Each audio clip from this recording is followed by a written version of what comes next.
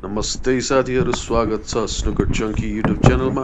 र आजको यस भिडियोमा म लिएर आएको छु स्नुकर क्यू सफा गर्ने तरिका र साथसाथै स्नुकर क्यूलाई मेन्टेन गरेर राख्ने केही सल्लाह र सुझावको साथ। आफ्नो क्यू सफा गर्न र टिप फेर्न चाहिने सरसामानहरू जहिले पनि अर्गनाइज्ड वेमा राख्नुहोला। सुरुमा त हामी क्यू सफा गर्नेछौँ र त्यसको लागि चाहिने सरसामान भनेको हामीलाई एकदम मुलायम कटनको कपडा, माइक्रोफाइबर टावल भयो बेस्ट, र त्यसपछि टिस्यु पेपर, र अर्को भनेको क्यू ओइल। सुरुमा सुक्खा कपडाले क्यूलाई मजाले पुस्ने र क्यू निकै फोहोर भए मात्र पानी हाल्ने, त्यो पनि एकदमै थोरै कपडामा थोरै पानी छर्केर अनि क्यूलाई मजाले सफा गर्ने। यो खेलाडीहरूले गर्ने एकदम कमन मिस्टेक भनेको एकदमै चिसो कपडाले क्यू पुस्ने अनि घाममा मस्त सुकाइदिने। यो चाहिँ कदापि पनि नगर्नु होला।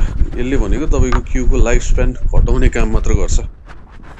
क्यूको माथिल्लो भागमा चाहिँ चकको धुलो अनि डस्ट पार्टिकल्सहरू अलिक बढी बस्ने भएको हुनाले चाहिँ यसलाई चाहिँ अलिक बढी नै टाइम लिएर अझै बेसरी रब गर्नुपर्ने हुन्छ। अब यति गर्ने बित्तिकै तपाईँले क्यू पहिलाभन्दा चाहिँ धेरै स्मुथ पाउनुहुन्छ। भिडियोमा देख्न सक्नुहुन्छ रेगुलरली सफा गर्ने क्यूमा पनि यति धेरै फोहोर निस्किन्छ। र अब हाम्रो क्यू रेडी भयो क्यू ओइल लगाउनको लागि। अब क्यूको बटम पार्टको लागि चाहिँ धेरै तेल चाहिँदैन, सो टिस्यु पेपरमा थोरै तेल राखेर इभनली कोट हुने गरी बिस्तारै लगाउने।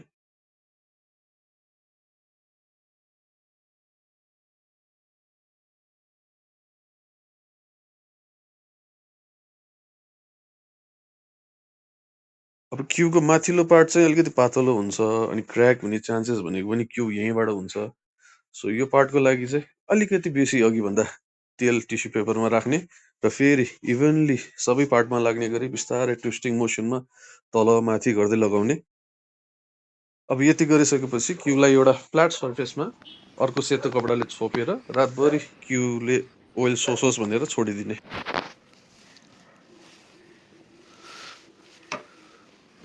अर्को बिहानसम्म क्यूले तेल मजाले सोसिसकेको हुन्छ र अब बाँकी एक्सेस ओइल मात्र बाहिर अलिअलि बाँकी रहेको हुन्छ र अब त्यसलाई पुस्नलाई रेडी गर्ने।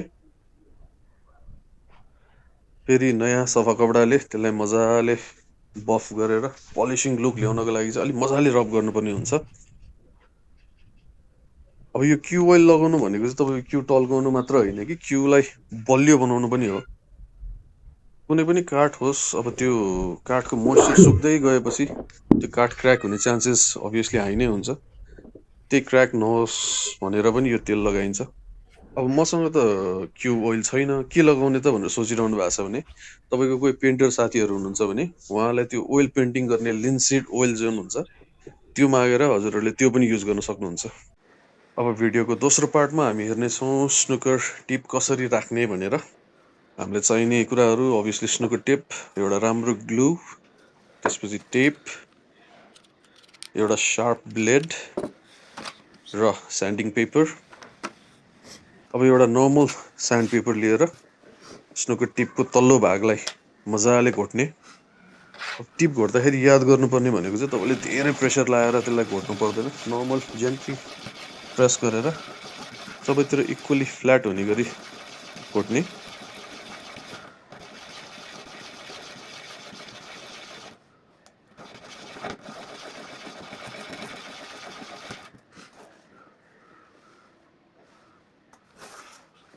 अब भने तपाईँले तपाईँको स्नुकर टिपमा पुरानो टिपबाट बचेको र सुपर ग्लुको रेजिड्यूहरू निकाल्नुपर्ने हुन्छ। यसको लागि चाहिँ एकदम सार्प नाइफ नै चाहिन्छ, अलिक केयरफुल भएर गर्नुपर्छ यो गर्दाखेरि। यसरी क्यूमा ब्लेड चलाउँदा चाहिँ याद गर्नुपर्ने भनेको तपाईँको फेरल र टिपको काठमा चाहिँ इफेक्ट पर्नुहुन्न।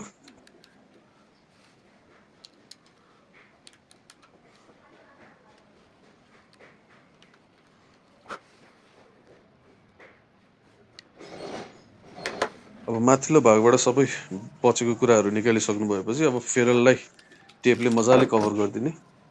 यो गर्नुको कारण चाहिँ तपाईँको यो फेरल ब्रासले बनेको हुन्छ नि, यो एकदमै फितलो मेटल हुन्छ अनि हामीले जुन स्यान्ड पेपर युज गरेर हुन्छौँ त्यसले पनि यसलाई ड्यामेज हुने, स्क्रच हुने एकदम इजिली हुन्छ। यो त्यही नहोस् भनेर मात्र हो।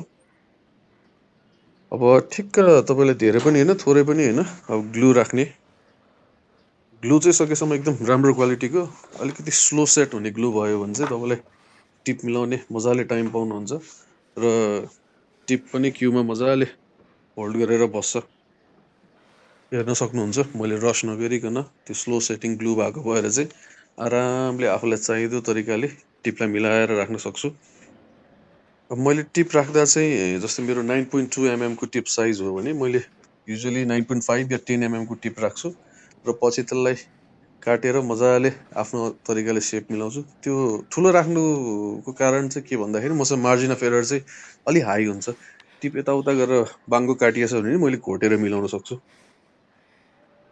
टिपको पोजिसन चित्त बुझाएछ भने तपाईँले अब 15-20 सेकेन्ड जति मजाले थिचेर त्यसपछि त्यसलाई साइडमा राखिदिने 10-15 मिनटको लागि अब 15-20 मिनटपछि त्यो ग्लु मजाले सुकिसकेको हुन्छ टिपलाई होल्ड गरिसकेको हुन्छ र अब हामी टिप काटेर आफ्नो डिजायर्ड सेप निकाल्न सक्छौँ टिप काट्दाखेरि चाहिँ एकदम बिस्तारै आरामले भिडियोमा मैले त्यो स्यान्ड पेपर राखेको देख्न सक्नुहुन्छ त्यो भनेको चाहिँ त्यो टेबल चिप्लो भएर क्यु यताउता नसरोस् भनेर हो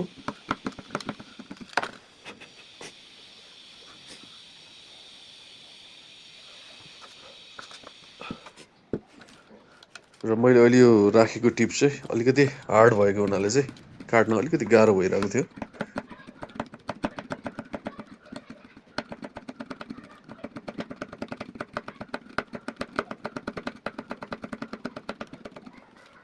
भिडियोमा देख्न सक्नुहुन्छ आरामले मैले ठुल्ठुलो चङ्क्स भन्दा पनि सानो सानो सानो सानो माइक्रो कट्स गर्दै टिपको सेप मिलाउँदै गइरहेछु त्यसको लागि वन्स अगेन तपाईँलाई एकदमै सार्प ब्लेड चाहिने हुन्छ र फेरि पनि सार्प ब्लेड युज गर्दाखेरि चाहिँ अलिकति केयरफुल भएर नै गर्नु होला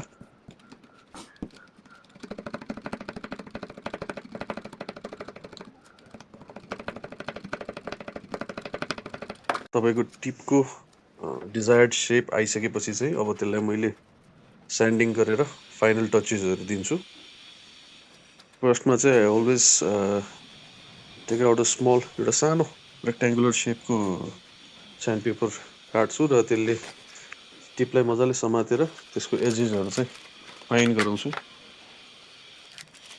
अब यो हार्ड टिप भएको हुनाले चाहिँ मैले अलिकति बाक्लो खाक्सी युज गरेको छु हजुरहरूको मिडियम सफ्ट टिप छ भने चाहिँ यो गर्नुभयो भने चाहिँ यसले टिप लम्मै खाइदिन्छ त्यो पनि याद गर्नुपर्ने हुन्छ टिपको माथिल्लो भागको सेप मिलाउनतिर लाग्दाखेरि चाहिँ म के भन्न चाहन्छु भने तपाईँले डोम सेप्ड टिपले खेल्न थाल्नुभयो भने चाहिँ तपाईँको गेममा पनि के डिफरेन्स चाहिँ पाउन सक्नुहुन्छ है फ्ल्याट भन्दा पनि डोम सेपले चाहिँ तपाईँको क्युबलमा अप्टिमल कन्ट्याक्ट हुन्छ जहिले पनि र क्युबलमा तपाईँको मिनिमम एफर्टमा म्याक्सिमम रियाक्सन निकाल्न सक्नुहुन्छ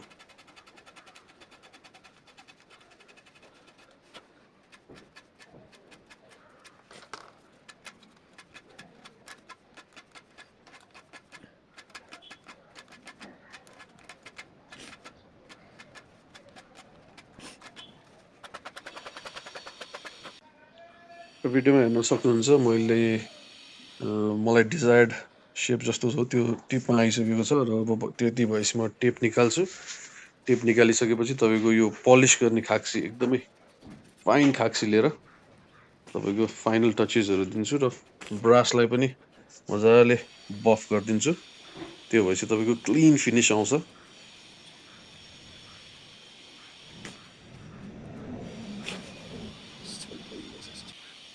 Now, as you can see, the tip is ready to play, clean and shiny है